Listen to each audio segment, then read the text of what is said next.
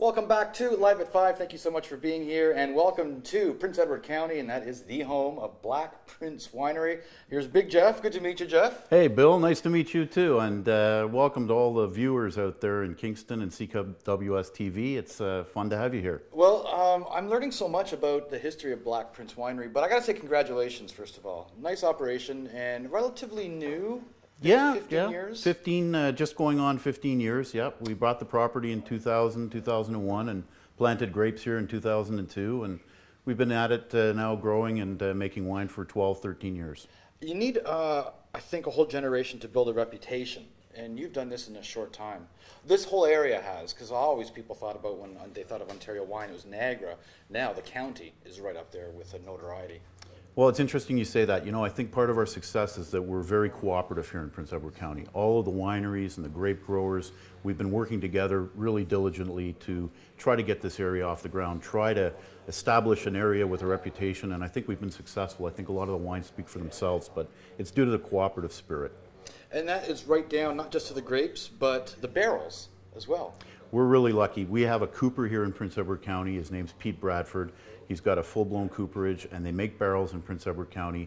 It's one of only 2 in Canada, and it's a lost art, and we're so lucky to have him here. He's been making terrific barrels, and our wines have been aging in them and winning awards, and it's spectacular. Now, it's been said a lot of the awards Black Prince Winery has won is, one of the reasons is the barrel, and it's a lost art form, isn't it?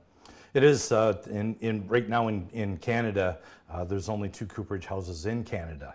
Ours being one, and the other, Okanagan Barrel Works in Okanagan Valley in British Columbia.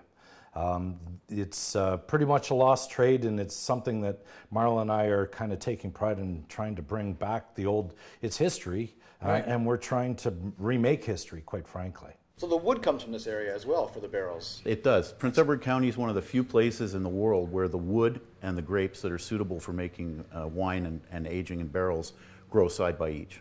It's a tough haul, I would think, starting a winery. I know you have to have at least 3 or 4 years before you can do anything with those grapes. Yeah, that's absolutely right, Bill. We have to plant the grapes, and 3 to 4 years later we'll get a first leaf on 3rd or 4th year, and we can make a small crop. But it isn't until about the 5th year that you'll be able to make a commercial crop that's worth drinking, let's say. And I think you've been able to gauge your own success by seeing this operation grow every year. We've watched it start from very small beginnings and humble beginnings to very luckily more and more people visiting, our wines getting out there, people drinking them, enjoying them. They're for sale in the LCBO if people can't make the drive to Picton. But we really encourage people to come to Prince Edward County and try the wine here in the county and enjoy it. Do you have a spit bucket? I want to try some sampling. Well, yes. Okay. Now, where did our spit bucket get to? Here we are. Okay. So tell me what I'm looking for here.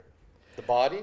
First of all, you swirl the glass and you look to see what we call the legs, which are coming down the side of the glass. Right.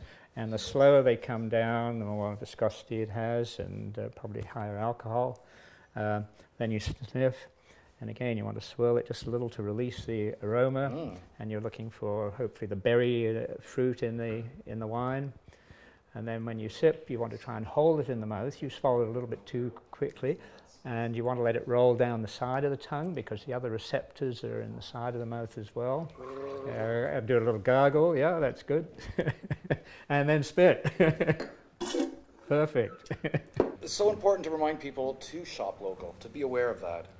Yeah, the local business is what keeps everybody alive here, and we all work together, and especially in an area like Prince Edward County, we have cheese factories, we have beaches, of course, we've got wineries, we've got bed and breakfasts. We all have to be cooperative and demonstrate the local spirit. And we got Big Jeff. This eerily reminds me of the certain New Year's party where I drank wine out of a girl's shoe that looked like this very much. I don't remember the girl's name though.